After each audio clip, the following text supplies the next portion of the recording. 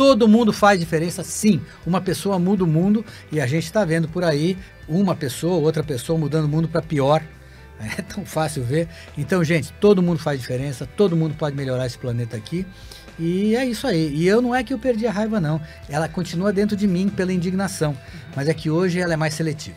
Você ouve agora o IPOcast, o podcast do IPO Brasil. O IPO é uma comunidade global de executivos e empreendedores extraordinários com mais de 30 mil membros no mundo. Aqui, toda semana você conhece uma nova história de vida e carreira dos nossos membros. Este episódio é em parceria com o Exame e patrocinado pelo Grupo Boticário, Comerc Energia e Copenhagen.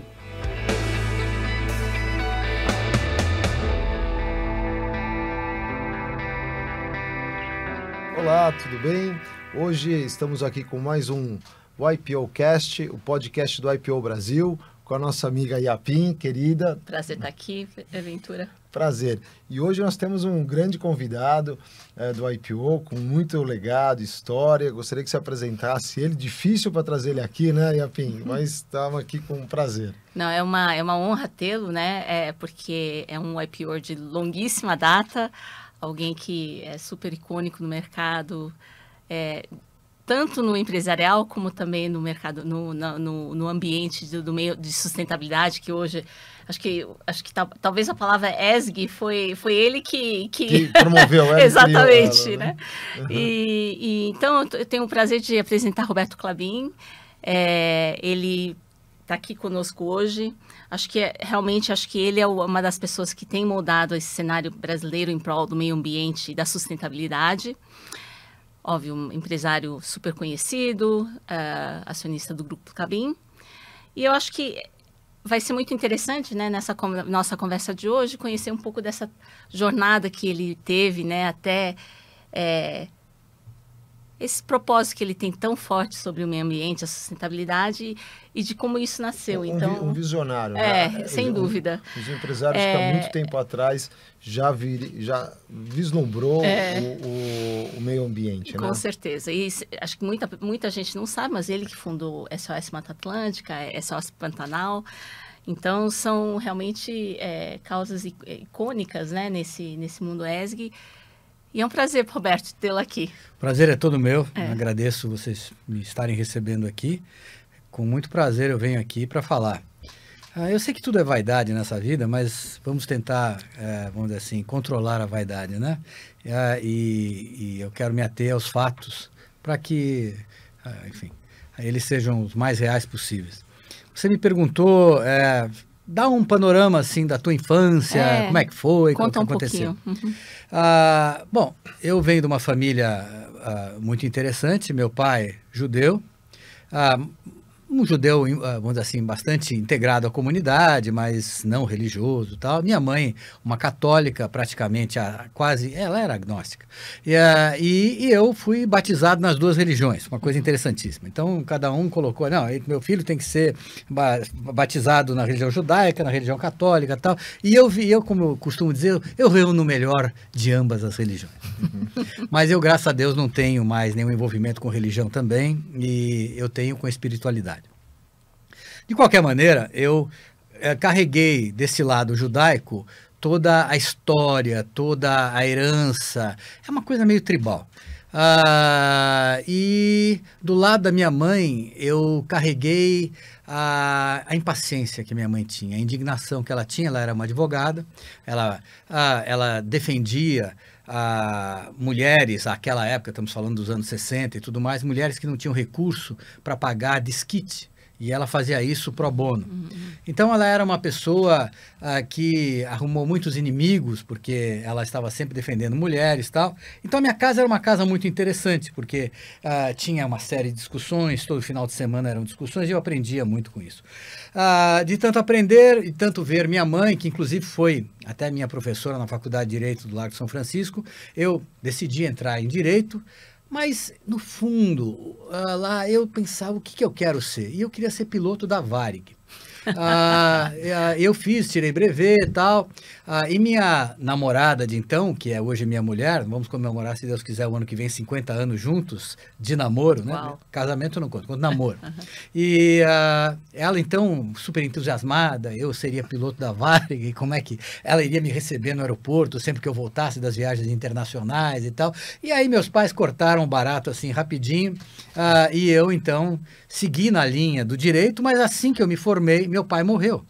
E eu tive que fazer administração de empresas e tal, e aí eu entrei nos conselhos que meu pai participava. Porém, antes disso, eu enfrentei uma coisa muito interessante. Eu fui estagiário de direito de um escritório muito famoso em São Paulo, e eu tinha um problema de comportamento hierárquico. Eu tinha um conflito com hierarquia.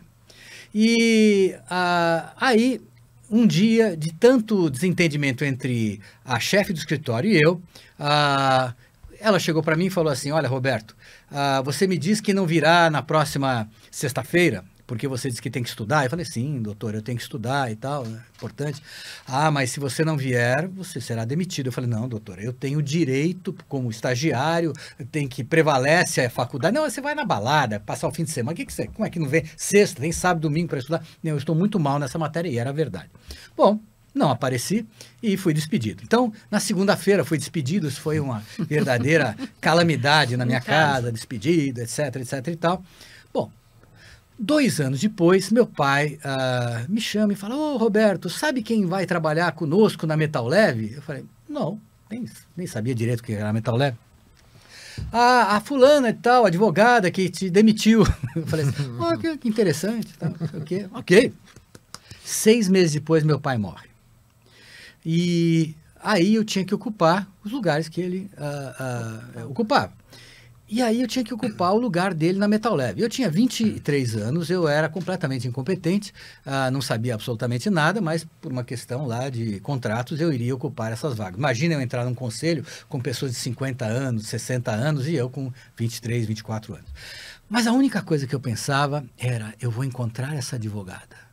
Qual será a reação dela? Então, será uma reação de me receber com alegria?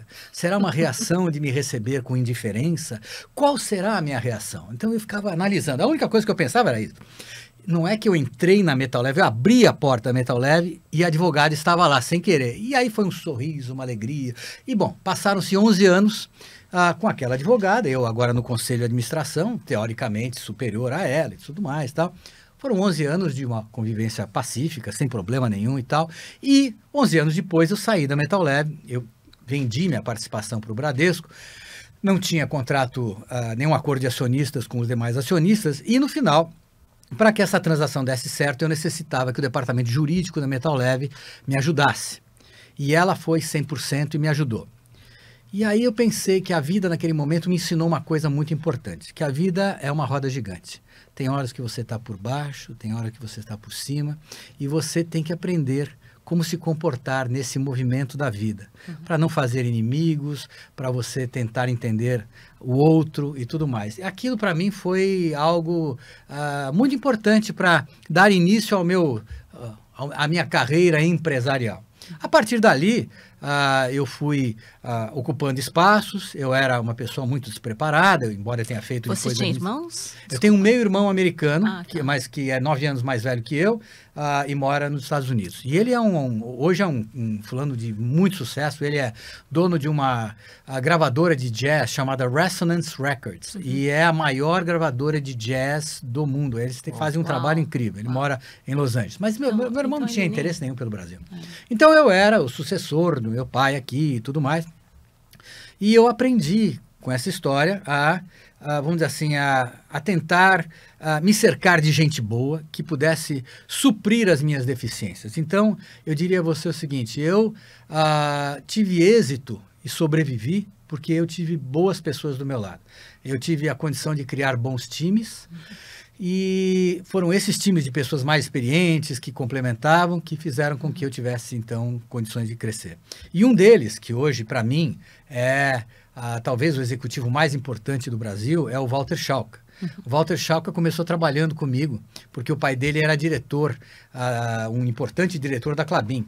E o Walter tinha acabado de fazer estágio no Citibank, formado pelo ITA, e aí o pai dele falou, Roberto, você teria alguma oportunidade para oferecer para o meu filho? E eu falei, bom, ele pode entrar para me ajudar na minha mini holding, que eu tinha, uma coisa. E o Walter, enfim, o Walter botou ordem em tudo aquilo lá, me ajudou depois na Dixie Toga, depois ele foi presidente da Lecla, depois Dixie La Lecla, depois nós juntamos com a Toga e ele foi o presidente da Toga, até que a gente vendesse a Toga.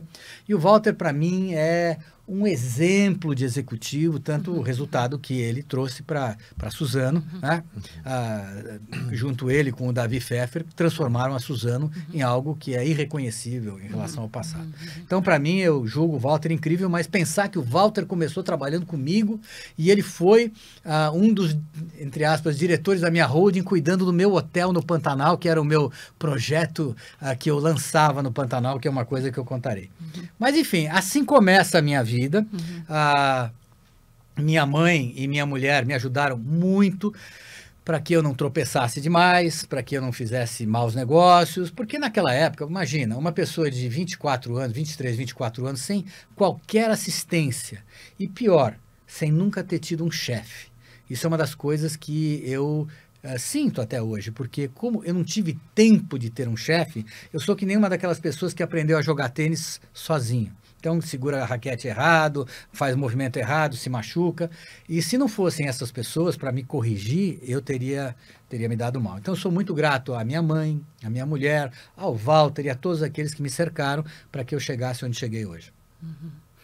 E conta um pouquinho, assim, eu estou curiosa, assim, esse momento que você passou, né, com a perda do teu pai, e até chegar nesse momento de, assim...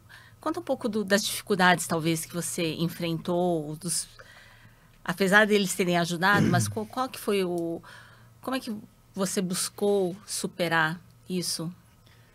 Eu superava as coisas porque eu tinha raiva dentro de mim, sabe? Eu era uma pessoa que era muito combativa. Se você olha para mim hoje, você olha, fulano, parece que tá de bem. Naquela época eu não estava de bem com nada. Por quê? Porque o que aconteceu foi que quando o meu pai faleceu, eu tive um problema na Klabin, porque os sócios da Klabin, como a Klabin era uma empresa com uma modalidade jurídica muito antiga, né, sociedade em nome coletivo, todos os sócios tinham que assinar a passagem de ações para quem quer que fosse. E meu pai não passou em vida uma ação para mim, para que eu pudesse entrar. Embora houvesse um contrato assinado que eu seria, com meus 2 tios, o sucessor de meu pai, os demais sócios não cumpriram, não honraram aquele contrato. E aí eu entrei em conflito com o pessoal e foram anos de briga. Assim como também na Metal Leve, eu briguei bastante com o pessoal. E é muito engraçado, a história da Metal Leve, para mim, é fantástica. Porque a Metal Leve, eu entrei na Metal Leve novamente com um conselho muito mais rígido, muito mais fechado. José Mindlin, todo aquele pessoal, sabe, ícones, né, o mundo. E eu era um nada, né? Então, entrei naquele negócio e foram 11 anos de conflito, né? E eu sempre me dando mal com eles e tal. E aí um dia o José Mindlin me convida para a sala dele e tal. Roberto, você que sempre teve problemas conosco, você não gostaria de dar uma pausa nisso e ir fazer um curso no INSEAD com a Fundação Dom Cabral? Era o segundo curso que a Fundação Dom Cabral fazia, 91. Para você melhorar e aprender. Eu falei, puta, que coisa legal. Primeira vez que os caras são simpáticos assim, né? Eu sei que eu sou chato, mas estou dizendo, mas os caras estão me convidando para fazer uma coisa dessa. Não, gostei. Mas só que eu estava negociando a minha venda com o Bradesco, naquela época. E aí eu liguei para o Bradesco e falei, olha, não, segura, eu vou fazer uma viagem aí, nesse momento não estou certo. Fui. Foi um mês excelente lá em Fontainebleau, aprendi muita coisa. Para mim foi, eu acho, o curso mais importante da minha vida. E voltei cheio de amor para dar. E aí, cheguei na Metal Leve e falei com o conselho, falei, eu gostaria de fazer uma apresentação sobre, enfim, tudo aquilo que eu aprendi nessa viagem, para que vocês pudessem ouvir os meus pontos de vista perfeitamente, que dia tal, chegar. E lembre-se, na Metal Leve só tinha velho, né? Então 60 anos, o outro 70, o outro caindo. Tinha quantos anos? Nessa época eu tinha uns 30 e poucos, né? E aí Mas era assim, gente muito importante, conhecia tudo, blá, blá, mas todo mundo lá cansado. E aí, olhando para mim, um chato e tudo mais, e aí eu fui fazer a apresentação. E quando eu comecei a apresentação, eu me lembro muito bem que lá na frente tinha um dos sócios, estava o José aqui, outro aqui. Esse aqui caiu de sono. O outro não sei o quê, o outro começou a... Não tinha celular naquela época, mas acho que o outro começou a ver alguma coisa. Aí o José Milling fala para mim assim, Roberto, olha, eu acho que você podia fazer essa apresentação outra hora, a gente tem coisas mais importantes no momento para fazer. Eu falei, perfeitamente, seu José. Saí da sala, peguei o telefone e liguei pro Bradesco e falei, tá vendido. Só que aí, mas é isso que eu acho fantástico, só que aí a história é que o diretor do Bradesco, Mário Teixeira, um fulano fantástico, maravilhoso, e o Mário Teixeira, ele falava assim, e o Mário Teixeira virou para mim, já estava tudo certo, tudo falava assim, ô Roberto, sai aqui se eu falar essas coisas assim. Não, pode ficar tranquilo. Ô Roberto, é o seguinte, você tem que conseguir que o pessoal da Metal Leve diga que não tem nada contra a entrada do Bradesco na Metal Leve. Eu falei, o quê? Falei, como assim?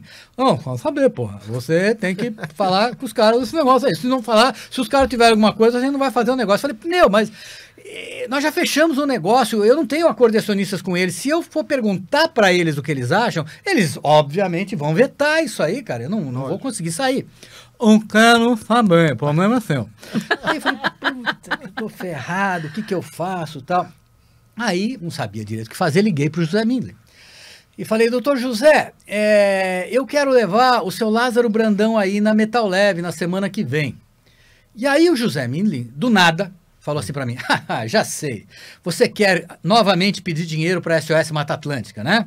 E por isso que você está trazendo o Lázaro Brandão. Eu não sei como é que ele fez aquela associação, mas eu achei uma loucura. E eu falei, sim senhor, é claro, sim senhor. E eu, naquela época, era conhecido como um chato social, porque em todo lugar que eu ia, eu pedia dinheiro para a SOS Mata Atlântica. Eu era o fundraiser. Ainda não era, já era presidente? Não, ainda não era presidente. Eu era o fundraiser da SOS. Todo lugar, dá tanto dinheiro, e todo mundo me evitava. E tal, aí eu fui, chegou o Lázaro Brandão, cheguei eu, o José nos recebe, Lázaro, tal, subimos a sala do José, aí conversinha, cafezinho, aí o José fala assim, muito bem, Roberto, então, por que é que você trouxe o Lázaro aqui, que eu gosto tanto, para nosso encontro aqui na Metal Lab, para pedir mais dinheiro para a SOS Mata Atlântica? Eu pensei, de onde ele tirou isso? Eu falei, não, doutor José, eu trouxe aqui o seu Lázaro para apresentá-lo como seu novo sócio, visto que eu acabei de vender minhas ações para ele. E o Lázaro, na hora, perguntou para o José, ô José, você tem alguma coisa contra a entrada do Bradesco na Metal Leve? E o José respondeu, não. Eu contei quantos não.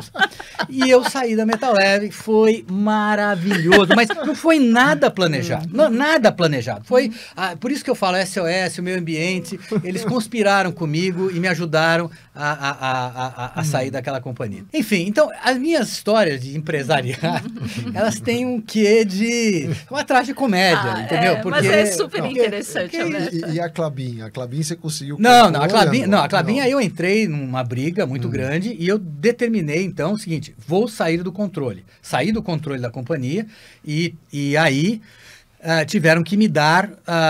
outros bens que não faziam parte só do conjunto papel. Embora eu continue um acionista relevante, sou parte do conselho, mas não faço parte do controle. Sim. Muito bem. Entre esses bens que eles tiveram que dividir e me dar, estava uma fazenda no Pantanal. E nós fizemos a divisão dessa fazenda, e aí... Nessa divisão, era um sorteio e me coube a bolinha primeira e era a sede da fazenda. Então, eu peguei a sede da fazenda e todo mundo que já não ia muito com a minha cara passou a não gostar muito mais de mim. Hoje já estou bem com a família toda, graças a Deus, é uma outra geração, é um pessoal que não carrega essas coisas, mas eu passei por toda essa história e hoje até dou risada em muitas coisas e penso, meu Deus, fui exagerado em algumas coisas e tal, mas... A melhor coisa que podia ter acontecido na minha vida foi ter recebido esta fazenda. Por quê? Porque eu, naquela época, já tinha a intenção de desenvolver um projeto de vida ali. Eu tinha uma relação com o Pantanal muito antiga, uma relação desde a minha infância. A primeira vez que eu fui ao Pantanal, eu tinha 10 anos de idade. Cheguei no Pantanal, me deparei com aquela beleza, me deparei com sei lá, uma natureza, cheiros estranhos, araras azuis voando em cima da gente. E aquilo me fascinou. E eu pensei, com o decorrer do tempo, como o Pantanal era tão mal entendido. As pessoas entendiam o Pantanal apenas como um lugar para criação de gado. E eu enxergava o Pantanal como algo muito além disso, pela beleza, pela biodiversidade, por tudo aquilo que tinha. Quando a fazenda foi dividida, eu estava preparado para qualquer que fosse o pedaço que eu pegasse, eu iria desenvolver um projeto baseado num tripé. Um tripé que teria pecuária extensiva, turismo de observação de fauna selvagem e trabalho de conservação. E eu comecei com esse trabalho criando uma reserva dentro da minha fazenda, que hoje virou uma RPPN, Reserva Particular do Patrimônio Natural, de 5.600 hectares, e quem fez essa reserva foi a Exalc, né, da USP, né, lá em Piracicaba. E o pessoal foi lá, e lá eu passei a conviver com cientistas, e achei aquilo interessantíssimo. E aí eu fui para a África, onde eu fiquei um tempo para aprender como é que o pessoal desenvolvia esses projetos de safaris. Aquela época, estamos falando de 86, não havia esse conceito de ecoturismo, não havia nada disso. Então eu trouxe essas experiências todas, transformei a sede da antiga fazenda na minha primeira pousada e ali eu comecei a desenvolver esse trabalho de turismo. Então era um trabalho interessantíssimo. Por quê? Porque a época em que houve essa divisão e eu manifestei então o meu plano para os meus familiares, inclusive vizinhos e tal, todo mundo me chamou de doido, porque falaram, mas você vai causar um estrago cultural nessa região, você trará estrangeiros, você trará turistas, isto vai comprometer a cultura, você vai mudar os valores salariais, você vai causar uma revolução. Eu falei, dane-se, eu vou fazer tudo isso mesmo. E fiz. E o que era importante é o seguinte, imaginem vocês, enquanto uma fazenda de gado dava emprego só para homens, no momento em que eu criei um hotel, eu passei a dar empregos para a família toda. Então, o cowboy, o peão, ele passava, não só ele a ter um emprego na fazenda, como a família dele, a mulher dele, ou a filha dele, ou o filho dele estavam trabalhando no hotel. Então, isso significou uma mudança radical, porque a família hoje a partir de então, tinha muito mais renda, e a família passou a perceber que aqueles empregos dela dependiam da existência daquela biodiversidade, e que eles tinham que mudar o comportamento com a biodiversidade. Eles tinham que ter mais cuidado com a fauna, mais cuidado com a fazenda, entender a importância do hóspede e valorizar a sua cultura, porque o hóspede que ia para lá, principalmente estrangeiros, o que ele queria ver era a autenticidade. Então ele queria ver o peão vestido de pantaneiro, então tudo aquilo, contrariamente àquilo que o pessoal dizia, vai destruir. Não, ao contrário, a cultura foi valorizada, a fauna voltou. Uma das coisas que eu fiz na fazenda logo foi eliminar os cachorros. Eliminar, quero dizer, cada dono de cachorro levava o cachorro embora e ia para sua casa, na cidade e tal. Eu não queria mais cachorros lá dentro. E só a eliminação dos cachorros, a não presença deles lá dentro, fez com que a fauna toda voltasse a se aproximar das pessoas e tudo mais. A ponto de que hoje nós temos onça praticamente dentro de casa. Uau. Então eu tive que criar todo um cercamento das áreas para evitar que esses animais entrem, porque é um risco, né? Claro. Que ano que você começou, Roberto? 87. 87. Então, foi um longo aprendizado, e aquele projeto do Pantanal passou a ser o meu projeto de vida. E não só o meu projeto de vida, o projeto de vida da minha mulher, o projeto de vida dos meus filhos, todo mundo ama aquela região, ama aquele negócio. Eu estava ontem lá, esse fim de semana teve um casamento lá na Caimã, e eu achei aquele casamento fantástico, porque a sorte é que eram amigos que estavam casando lá, mas, e pantaneiros de uma certa maneira, eles são de São Paulo, mas tem fazenda lá, são todos vizinhos, e foi maravilhoso ver toda aquela gente chegar lá e encontrar aquela natureza, e os hóspedes e os amigos viram onça, viram sucuri, viram tudo que era bicho, e todo mundo não acreditava que estava num casamento no meio do Pantanal, e eu também não acreditava como a gente tinha sido tão competente, graças à minha gerente geral, a cuidar das coisas todas. Aquilo transcorreu sem problema algum. Só que isso me dá mais vontade, me dá mais alegria. E, no fundo, making a long story short, o que eu pretendo em relação ao Pantanal? Eu pretendo o seguinte, eu pretendo separar um pedaço da fazenda, 1/3 da fazenda, e vou doá-lo a uma fundação. Hoje é um instituto que eu criei, mas ele será transformado futuramente numa fundação, e lá, então, o legado será a criação dessa área importantíssima de quase 18 mil hectares, que vai ser uma área em que eu quero que ela remaneça com uma característica original do Pantanal e que ela esteja protegida de herdeiros, de problemas, disso, daquilo. Então, isso vai acontecer. Então, a verdade é o seguinte, eu tenho 500 mil projetos, eu não paro de ter projeto. E os meus projetos estão voltados à área de meio ambiente. Eu participo, eu estava fazendo um cálculo, eu acho que são 12 entidades ambientais, eu participo do conselho, em algumas eu sou presidente, outras eu sou vice-presidente, outras eu sou membro do conselho, e o que me fascina participando desse negócio é que eu tenho uma convivência com todo tipo de gente, com todo tipo de ideia, com fanáticos, com radicais, com esquerdistas, direitistas, com tudo que você puder imaginar, com uma finalidade de conservação do meio ambiente. Então, eu aprendi a conviver com o diferente, né? Não quer dizer que eu aceite muitas coisas, mas eu tenho que conviver com o diferente para chegar a ter essa condição de mostrar o que é esse negócio. E vocês no começo falaram, mas você foi um visionário. Na realidade, não sei se foi visionário. Eu fui convidado pelo Fábio Feldman, que todo mundo sabe quem é, que foi deputado, para mim é o maior ambientalista brasileiro, e ele me convidou no tempo da Faculdade de Direito a me engajar na luta contra a instalação do Aeroporto Internacional de São Paulo em Calcaia do Alto, lá em Cotia. Haviam duas possibilidades, ou Cotia ou Guarulhos. Guarulhos já era uma base militar, já funcionava. Cotia era a alegria dos empreiteiros, porque é um manancial, um mar de morros, eles iriam destruir tudo, acabar com tudo, e nós nos opusemos àquilo, e foi um movimento, isso aconteceu em 1977, então era um movimento dentro da faculdade, dentro da ditadura, e foi maravilhoso, porque... E a SOS Atlântica foi dessa época? Não, a SOS Mata Atlântica foi de 1986. Lá, depois desse evento, a gente criou uma organização chamada Oikos, que era uma organização de 5 pessoas, que era uma loucura. E a gente convivia e discutia o que a gente ia fazer, de mudar o mundo, fazer esse negócio todo. Então, eu que não era político, nunca estive aliado à esquerda ou à direita, eu era do meio ambiente. E eu acho que esse meio ambiente, para mim, foi aquilo que me deu essa base, e que hoje todo mundo fala, que visionário. Mas, na realidade, eu segui aquilo porque aquilo me indignava ver a indiferença das pessoas com o que estava acontecendo. A primeira indiferença foi com Cubatão. Nós empreendemos uma luta contra aquelas empresas em Cubatão e tudo mais. Aquele lugar, vocês são muito jovens, mas, cara, quando eu ia para o Guarujá, você passava, descia a serra, entrava em Cubatão, você tentava não respirar. Era um dos lugares mais poluídos do mundo, né? E aquilo chamava-se o Vale da Morte. Vale da Morte. E a gente, então, empreendeu uma luta contra aquilo. A serra estava desmoronando, porque era tanto gás, tanta acidez, tudo morreu ali, e aquilo ia desmoronar em cima das empresas. Ou seja, aquilo me deu tanta indignação, tanta coisa, e eu acho que o que me movimentou a partir de então foi exatamente isso. E hoje, o que me faz ir para frente é essa indignação.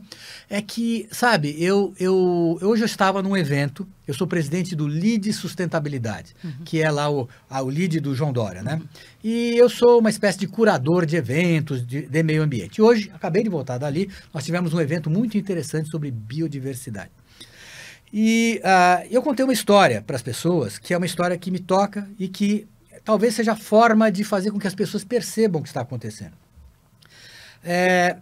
Mais ou menos há 25 anos atrás, minha mulher e eu fomos para o Caribe num navio de passageiros, e no sul do Caribe, chegamos ali numa das Grenadines e tal, paramos o navio grande, entramos em barcos pequenos e fomos fazer um snorkeling numa reserva marinha, que ficava ali perto. Eu entrei na água, com a máscara e tal, mergulhei, achei aquele negócio espetacular, uma quantidade de corais, de peixes, uma beleza, eu saí dali quase chorando assim de emoção. Há 10 anos atrás, eu voltei lá com minha mulher, sem querer. Chorou. eu voltei com um grupo de brasileiros, o Mário Haberfeld e o pessoal que tinha organizado, e nós fomos ali, era um grupo de brasileiros de 30 anos, nós na faixa dos 50 e poucos, e fomos sem querer ao mesmo lugar. Aí chegamos lá, e eu ansioso, agora eu vou entrar na água, vou ver aquela beleza, botei a máscara, e minha mulher, você vai entrar? Não, eu vou ficar no barco. Ok. Entrei, tchum. Quando eu entrei, não tinha mais nada, era um caos, era um negócio morto, branco, arrebentado, só tinha uma cabeça de coral, do meu lado esquerdo, lá longe, que sobrou, e aqueles peixinhos girando em torno daquele negócio, que era a última coisa que tinha sobrado ali. Eu saí da água arrasado, e falei para minha mulher, olha, eu não imaginava, tão pouco tempo depois, de enxergar uma destruição dessa. Ela falou, você devia ouvir o que os mais jovens estão falando. Eu falei, como assim? Ela falou, os mais jovens estão saindo dessa água e falando, que maravilha. Então aquilo me fez pensar que o que está acontecendo na passagem das gerações é que as gerações estão baixando a régua da exigência, da noção do que já houve. Cada geração convive com o menos e considera isso bom. Então, esse é um negócio que me deixou muito chocado. E esse discurso que a gente tem que levar para todos é dizer o seguinte, gente, este planeta é maravilhoso, só que nós estamos transformando esse planeta cada vez mais numa coisa que é inviável. Nós dominamos mais ou menos 90% dos ecossistemas do planeta que nós já transformamos. Para você ter uma ideia, hoje, se a gente for somar a massa, o peso dos vertebrados terrestres na Terra, 32% é gente. 65% são animais que servem para a gente. E só 3% são animais selvagens. Para você ter uma ideia, o Brasil tem um rebanho bovino comercial de 194 milhões de cabeças. Eu sempre brinco, as onças são uma ameaça, o Pantanal tal. O Pantanal tem um rebanho, acho que de 3 milhões e pouco. Estima-se no Pantanal uma população de 1.700 onças. Estima-se no Brasil uma população de 27 mil onças. Estima-se nas Américas uma população de 100 mil onças, do México para baixo. Se você computar o que o Brasil tem de gado, mais os Estados Unidos e mais o resto, dá aqui, umas 300 e poucas, milhões de cabeças. Quando você pensa, o mundo tem 26 bilhões de aves para abate, frangos e tal e qual. E eu faço é interessante, nós temos só 5 mil araras azuis no Pantanal. Se você tiver uma gripe aviária, você mata lá 10 mil, 50 mil dessas aves de cativeiro, assim como nada, né? Para evitar. Uma gripe aviária que afete uma população da arara azul mata toda a população da arara azul. Então, o que eu quero dizer é que nós não percebemos o que nós fizemos. Nós temos, só o Brasil tem 168 milhões de pets. Tem, acho que 60 milhões de cachorros, 30 e poucos milhões de gatos. O impacto desses pets, seja na alimentação que eles têm que ter, na destruição dos mares, porque você parte dos peixes que você captura, é para transformar em alimento para pet. Enfim, em tudo que você faz, nesses animais soltos, esses gatos soltos, destruindo tudo que é biodiversidade. Então, a gente não está percebendo o planeta que nós estamos criando. E nós estamos vivendo hoje dentro de uma crise climática e uma crise de biodiversidade. E nós, como bons seres humanos, a gente não consegue imaginar, a gente sempre prevê o futuro baseado no passado que nós conhecemos. Só que esse futuro que vem aqui não tem referência alguma com nada. Esse futuro climático e esse futuro de pobreza de biodiversidade vai ser algo terrível para as próximas gerações. Então, nós temos que estar continuamente falando sobre isso, porque as pessoas não têm noção do que elas vão enfrentar. Infelizmente, a gente vive naquela linha da tragédia dos comuns, que eu sempre falo, né? Que é aquela história de um bem comum que o privado explora a seu bel prazer, independentemente do impacto que isso possa trazer para o resto das pessoas. Então, é aquela história do pescador. Eu vou pescar, porque se eu não pescar, o outro vem e pesca. E por aí vai, até que os estoques estejam completamente acabados. Essa é a mentalidade que nós temos hoje e é muito difícil falar com as pessoas. É muito difícil explicar para as pessoas onde é que está a beleza das coisas.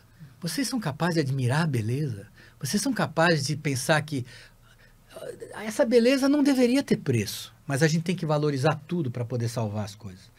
mas a beleza não conta. Então, o ser humano, para mim, é muito difícil de entender. E eu, para terminar essa história aqui, é só a gente perceber as prioridades do ser humano, né? Ou seja, a gente gasta 1,5 trilhões de dólares por ano em armamento para autodestruição. E nós somos incapazes de gastar 100 bilhões de dólares para reverter o problema climático nos países mais necessitados. Então, é uma questão de prioridades. E por isso que, vamos dizer assim, de uma certa maneira, essa indignação, que não é só minha, é de muitas pessoas que eu conheço, de tentar explicar, de tentar mudar, de tentar corrigir, é muito difícil. Portanto, quando eu vejo meu projeto no Pantanal, eu penso naquele projeto, se ele conseguir sobreviver às mudanças climáticas, eu penso nele como uma arca de Noé.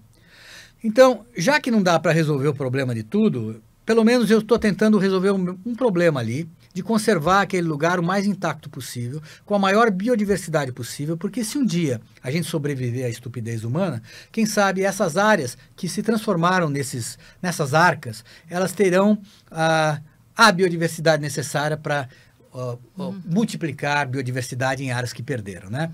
Um exemplo clássico disso é o Pantanal da Argentina, no Rio Paraná, uma região chamada Iberá. O Pantanal ali, próximo do nosso Pantanal. Eu visitei esse Pantanal, não tem nada, não tem nada, eles mataram tudo. Então, hoje, a Fundação Tompkins, daquele pessoal do Chile, os americanos, eles estão fazendo um trabalho magnífico em Iberá de repopulação. E nós mandamos onças do Brasil para lá, estamos mandando araras, estamos fazendo uma série de coisas para repopular. Então, eu diria o seguinte, a gente quer ter um mundo melhor para os nossos filhos, se a gente ficar sentado, a gente não vai ter.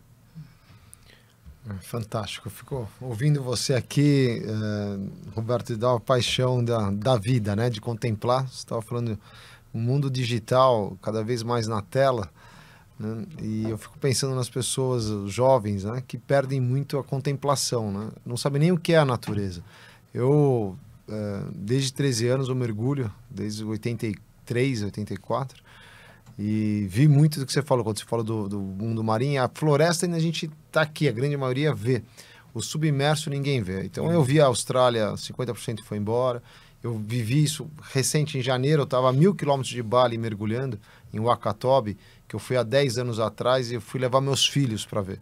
Eu chorei porque tudo que eu vi não existiu mais. E eu perguntei para o pessoal, falei, tá bom ainda, dá para ir mergulhar? Porque eu não queria ter essa tristeza. E era 1.000 quilômetros de Bali, né? E eu fui lá e chorei, porque não tinha nada mais, nada, assim, 10% dos peixes, 30% dos corais, e ainda era lindo, mas assim, e a gente passou por muita coisa morta, né? Então é uma transformação muito rápida, muito forte, e nos corais, no mar, é irreversível, muito difícil de reverter. Você não planta árvore, você não planta coral, você planta árvore, mas não planta coral. Eu fico perguntando, eu quase fui biólogo quando eu era garoto, eu fui ser advogado e administrador, empresário, mas eu quase ia ser biólogo marinho, né? E eu fico perguntando muito da paixão que você transporta isso da vida, de contemplar. Da onde você captou isso da sua natureza, onde você criou, ou foi talvez a perda do seu pai recente, e a SOS Mata Atlântica, que é eu vi isso quando eu era criança, eu admirava esse projeto, né? Eu era um entusiasta pequeno e não me envolvi, porque eu fui fazer trabalhos de vida, né? Então, queria que você falasse um pouco isso, como a gente consegue tocar essas gerações hoje, e depois contar um pouquinho o SOS, que é um outro grande projeto. Eu tenho imagem, assim, quando eu vejo o Mata, né? O pau-brasil, eu vejo aquelas árvores enormes na Amazônia, às vezes sendo cortadas, né? E ontem a gente teve um evento falando que o mogno, o carvalho japonês, são 300 anos para fazer um barril, né? Então eles usam uma árvore que é um mogno do Japão, da Escócia são 200 o mogno, né? 200 anos, cortar uma árvore de 200 anos para fazer um barril de uísque. Eu já falei, não vou nunca mais tomar uísque na minha vida, né? Então eu fico imaginando os absurdos que a gente destrói, né? O nosso mundo. E você é um propulsor e está divulgando isso com muita... né? Queria que você falasse um pouco disso. Olha, não, da onde vem esse negócio, não sei. Vem, eu acho que de contemplar. Eu sou muito,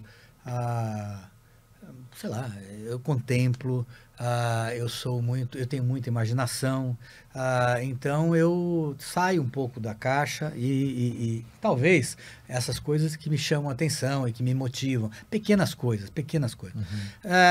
Eu me lembro, por exemplo, uma das coisas que me tocou muito meu coração foi quando a gente foi chamado como SOS Mata Atlântica, eu presidente da SOS Mata Atlântica, para ajudar o Instituto Chico Mendes lá no Atol das Rocas. Não sei se você já foi ao Atol das Rocas. O Atol das Rocas é a primeira unidade marinha brasileira de conservação. E é um dos lugares mais espetaculares, é o último atol do Atlântico Sul, né? E lá você não entra, você só entra se você é convidado, se você é cientista e tal. E eles nos convidaram para ir porque o atol estava com um problema terrível de falta de dinheiro. O governo não tinha dinheiro, o governo não conseguia mandar os barcos para levar comida, tirar lixo, levar pesquisador, tirar pesquisador. A base deles lá era um caos e nós fomos lá convidados. Quando eu cheguei no Atol das Rocas, eu chorei quase, porque eu não acreditava naquilo.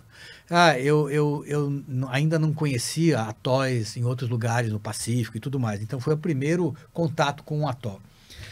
Eu fiquei impressionado e aí eu pensei, bom, o que eles querem? Eles querem que a gente levante recursos para a gente poder manter esse lugar. Vamos criar um fundo de endowment. Então eu pensei, bom, qual é o melhor vendedor do fundo de endowment do atol? O atol. Então vamos criar uma sociedade de amigos do atol. E eu vou convidar pessoas que eu sei que têm dinheiro e que irão lá e que vão, só de olhar já vão tirar o talão de cheque e fazer. E eu fiz exatamente isso. Foram umas 6 viagens, mais ou menos, que eu fiz, e cada viagem dessas rendia um recurso fantástico. Nós criamos um fundo de perpetuidade para o atol, que hoje deve ter quase que uns 4 milhões e pouco de reais. É um recurso ótimo, porque você só usa o rendimento líquido, e esse rendimento líquido, ele paga exatamente essa manutenção que é necessária para o pessoal poder ter um trabalho digno e de controle daquela área. Ele cobre uma área de oceano de 36 mil hectares, mais ou menos. E é um dos lugares mais incríveis, mas é inacessível para as pessoas. Tem um amigo que fez um trabalho, ele era meu parceiro de mergulho, chama Luciano Candizani, um grande fotógrafo. Claro, grande fotógrafo, conheço. Ele era o meu amigo, meu parceiro de mergulho aos 12 anos de idade, 13. A gente ia para a Gruta do Mimoso, os riachos, mergulhar juntos. Ele começou a fazer foto comigo nessa época. O Luciano é um irmão meu, um querido. Ele passou um bom tempo lá no atol, né? Exatamente. E aí a gente construiu uma base para eles com uma outra doação. E aí a gente foi criando pequenos endowments na costa. Criamos um endowment no fundo da Baía da Guanabara, que é o único lugar de manguezal no fundo da Baía de Guanabara. É algo inacreditável. E você imagina aquela baía tão poluída, tão destruída, e quando você passa a Paquetá, mais para o fundo você vê aquela região de manguezais, que é uma área de proteção, mas nós demos recursos suficientes para que eles pudessem se manter também. E por aí vai esse negócio. Mas onde é que começa essa história? Eu não tenho a menor ideia. Eu acho que ela tem uma relação com as minhas primeiras idas ao Paraná, na Klabin, quando eu era pequeno, ao Pantanal. Eu vi florestas sendo derrubadas, eu vi árvores enormes sendo derrubadas. Eu acho que tudo isso pesou muito, de uma certa maneira, mas eu não tinha um entendimento desse negócio. Eu não consigo realmente pensar o que foi o negócio que fez. Mas eu era, sem dúvida nenhuma, considerado completamente excêntrico pela família, porque eu já tinha esse viés com uns 16 anos. E eu já tinha essa história, e eu fico imaginando, meu pai, enfim, devia imaginar que eu deveria ser um grande industrial, coisa que o valha, e aí com 19 anos, 20 anos, eu fui trabalhar na Klabin como estagiário, mas a única coisa que eu queria era arrumar o jardim da fábrica, e aquilo devia ser uma vergonha enorme para o meu pai, do indivíduo estar pensando em fazer essas coisas, que eu devia estar olhando a máquina e tal. Então eu era estranho. E a partir daí eu fui me consolidando a ponto de esse estranho, que era um estranho no passado, hoje é visto como que visão, que visionário. Visão coisa nenhuma, aconteceu, entendeu? Agora, o que mais me assusta é a falta de visão das pessoas que estão aqui hoje. Porque se naquela época, para você contar uma história dessas era um absurdo, E nós estamos falando da década de 70, 80. Eu me lembro de buscar recursos para a SOS Mata Atlântica e ficar em sala de espera de empresários e ser recebido por empresários que me diziam o seguinte: não vou dar nada, depois de me fazer esperar 1h30, 2 horas. Eu achava aquilo uma tortura, eu não entendia o que esse cara pretendia. Mas aprendi muita humildade, muita coisa tal. E hoje em dia, quando você vê que as pessoas continuam fazendo a mesma coisa que faziam antes, com toda a informação que foi desenvolvida nesse meio tempo, não é mais emoção, não é mais o hippie que vem. Hoje em dia é tudo científico e o cara não acredita nisso. Então é ganância, pura ganância. É só greenwashing, window washing, greenwishing e tudo mais que você pode imaginar, mas pouquíssimo resultado. Então como é que você pode entender que nós estamos aqui no século XXI, desde que essas informações se tornaram mais conhecidas a partir dos anos 50, e nós somos incapazes de incorporar isso na nossa forma de viver. E a grande transformação do mundo, a maior perda de biodiversidade e a grande agressão climática que o mundo teve, começa a partir dos anos 50 para frente. Então nós não estamos falando, isso é culpa dos portugueses que derrubaram, não, que papo furado. Isso é culpa nossa. Nós aqui, desta geração, infelizmente da minha e da dos meus pais, é a geração responsável por esse estado de coisas. Mas a geração mais nova, a geração de vocês, não me parece que seja uma geração que esteja devidamente, acordada para o problema que ela vai deixar para os próximos, né? Então, é muito difícil falar, é muito difícil explicar. E você se torna um eco chato ou um bio desagradável, como eles falam, mas é o que é, não é isso. E vamos falar só um pouquinho do YPO, você já está, a gente estava falando um pouco antes, está no YPO desde 1986. Então. O YPO, para mim, ele foi muito importante. Por quê? Porque eu era uma pessoa que tinha pouquíssimo, como é que se fala? Eu não tinha muitos contatos, assim, eu era muito fechado, tal. Minha família e eu, assim, minha mulher, filhos, tal, sempre vivíamos fechados na família. Então, eu era meio que vamos dizer assim, como é que fala? Aquele cara que fica escondido da sociedade, enfim, é um ermitão social. O YPO abre as portas para mim para conhecer gente, né? E eu conheci muita gente, o YPO internacional foi fantástico, fiz muitas viagens, e aí eu acho que culminou tudo com o momento em que eu viro o chairman do evento da Amazônia, em 1996. A gente trouxe para Manaus, acho que foram 800 pessoas. Uau. E eu era o chairman. E aquilo foi um sucesso, mas um sucesso retumbante. E aquilo, para mim, foi o pico da minha atuação no YPO. E depois, eu hoje participo do meu fórum, tenho um relacionamento com o pessoal do Gold, né, que é os YPOs da minha idade. E não tenho relacionamento com o pessoal da sua idade, com o pessoal mais jovem, porque a gente brincava aqui, né? A vida tem muitas fases, né? Então, hoje eu não tenho mais que provar que eu sou macho alfa, né? Que eu tenho a empresa X, ou que eu não sei o que, consegui ganhar mais dinheiro, ou isso, aquilo. Hoje eu estou muito melhor comigo mesmo, eu tenho os meus projetos, eu não preciso aparecer para dizer que eu sou isso, aquilo, aquele outro, não sou. E eu me sinto muito mais à vontade. Então, a idade, ela traz dores físicas, mas ela traz muito mais sabedoria. E essa sabedoria não deixa de ser reconfortante. Então, o YPO, para mim, é fundamental do ponto de vista dessa base que me deu, dessa oportunidade que está me dando hoje aqui. Eu acho isso muito legal. Mas, hoje eu estou voltado mais para os antigos e é com os quais eu tenho mais diálogo. Não, mas sem dúvida, assim, a possibilidade de ouvir uma história com a sua, seu conhecimento, visão, seu empenho, né? Acho isso muito legal Queria ouvir um pouco filhos, como eles estão, qual foi a trajetória? A trajetória dos meus filhos é muito interessante. Eu tenho uma filha que é artista, nenhum dos filhos é envolvido na questão ambiental como eu. Eles têm amor, gosto por isso, mas eles, de uma certa forma, me acham um radical, né? Então, como que é? Um bio? Como você bio desagradável. Bio desagradável. E também santo de casa não faz milagre. Tem muita coisa, que eu poderia estar melhor, sabe? Que você aponta o dedo pro outro quando você, dentro de casa, não faz aquilo que tinha que estar fazendo. Então, esse negócio de falar que você está certo ou está errado é muito complicado. Eu não estou aqui para dizer que eu sou melhor que ninguém, eu estou apenas dizendo aqui que eu estou enxergando uma situação e que eu gostaria que as outras pessoas enxergassem e que tomassem as rédeas do destino, ao invés de ficarem sentadas esperando que alguma coisa vai mudar, e não vai mudar, só vai piorar. Então é isso. Os filhos me ajudam, participam, cada um tem sua vida.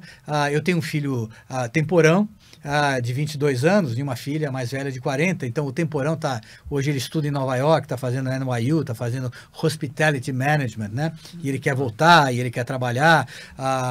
Ele é um grande networker, então eu acho interessante. Eu estou fora de redes sociais, esse negócio todo para mim, Deus me livre. E então eu fico vendo jovens ali, não consigo entender muitas coisas, mas, sinceramente, não estou nem aí. Eu estou feliz com a minha mulher, eu estou feliz com o que eu faço, estou feliz com os meus projetos, e eu sei que eu carrego muita gente nos meus projetos, porque eu acabo motivando as pessoas.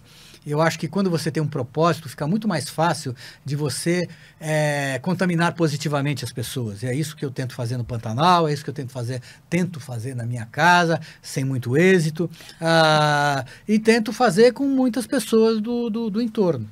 Mas é isso, é ir levando, né? Então, não sei... É muito legal ouvir a sua história, que você começou por assim, eu tinha muita raiva dentro de mim, né?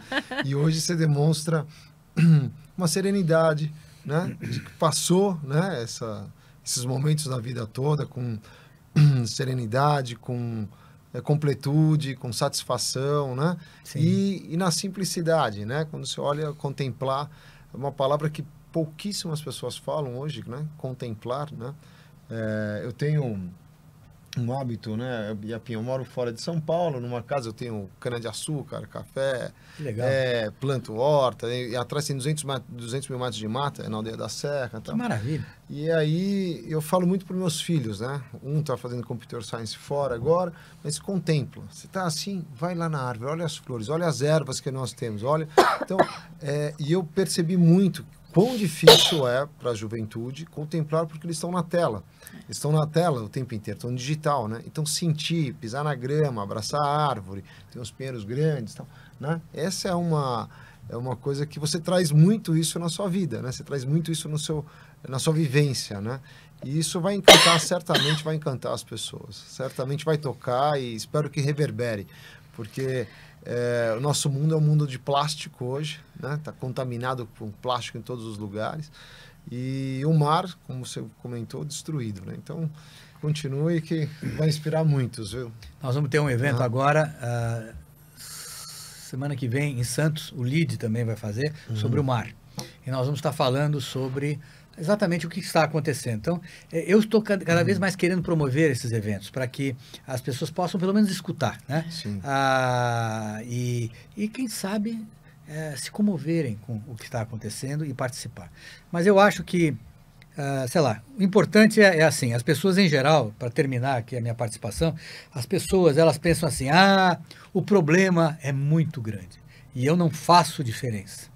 Mentira, faz diferença sim. O problema é grande, então começa com um problema pequeno, que você possa ter controle sobre ele e que você eventualmente possa cuidar dele sozinho, ou que você possa reunir amigos ou pessoas que pensem igual para resolvê-lo. Mas onde é que tem um problema pequeno? Um problema que te aflige, sei lá, você está na aldeia da Serra, tem uma coisa dentro da aldeia da Serra para melhorar, alguma coisa no seu bairro, alguma coisa na sua praça, alguma coisa aqui ou acolá. As pessoas não pensam nisso, mas se elas pegarem pequenos projetos, elas vão vendo que a solução disso aqui dá uma enorme motivação para você ir para projetos maiores, e assim vai. Organizar-se em grupos, criar ONGs, encher o saco de político. Político a gente tem que pressionar, a gente tem que estar presente, tem que ir para Brasília. Brasília, fazer advocacy, isso é uma coisa que a gente faz. Então, eu digo, não existe essa história de ficar lamentando o fato de que os problemas ganharam uma dimensão que eu não faço mais diferença. Todo mundo faz diferença, sim. Uma pessoa muda o mundo e a gente está vendo por aí uma pessoa, outra pessoa mudando o mundo para pior. É tão fácil ver. Então, gente, todo mundo faz diferença, todo mundo pode melhorar esse planeta aqui. E é isso aí. E eu não é que eu perdi a raiva, não. Ela continua dentro de mim pela indignação. Mas é que hoje ela é mais seletiva. Tá certo. Bom, normalmente, Alberto, a gente presenteia, né, nossos convidados com um livro. O Duane, que é o nosso mentor aqui, né? Curador, ele que faz a curadoria. Esse é um livro, não sei se você já ouviu falar do Peter Attia, que fala sobre como a vida hoje, quer dizer, todos nós vamos viver 120 anos, quem sabe 100 na nossa geração, mas um pouco dizendo legal, tem um podcast, tem sido bastante divulgado e acho que a questão da qualidade de vida tem muito a ver também com o meio ambiente, né? Quer dizer, se a gente vai viver mais, temos que ter um mundo que a gente possa, né, usufruir e participar. Mas que simpático. Muito obrigado por esse livro aqui. Realmente é muita coisa que, pelo menos eu conheço gente que pratica, mas não pratica com teoria, pratica sem saber das coisas. Bom, um prazer, Roberto, tê-lo aqui conosco, né? Exatamente. Muito inspirador, e fica aqui o convite para próximas vezes já você estar aqui novamente conosco, eu contando a evolução dos projetos e de longa data, viu? Não, e quem sabe voltar a fazer alguns eventos no IPO para a nossa geração, para realmente uma educação aí muito... mas isso o dia que vocês quiserem, eu faço com o maior prazer. Boa, e a Penny não sabe que eu sou learning, já está mas não eu faço, eu levo gente, eu organizo e levo pessoas que falam muito melhor do que eu, que têm muito mais conhecimento do que eu sobre temas específicos, né? E não levo chato. Então, quer dizer, eu levo gente que não vai dar aula, levo gente que vai tirar o cara da cadeira. Então, esse é o objetivo. Ótimo. Muito bom. Obrigado. Obrigada, eu agradeço, gente. Obrigado. Prazer. Não deixe de escutar os outros episódios do YPOcast, disponível em todas as plataformas de streaming.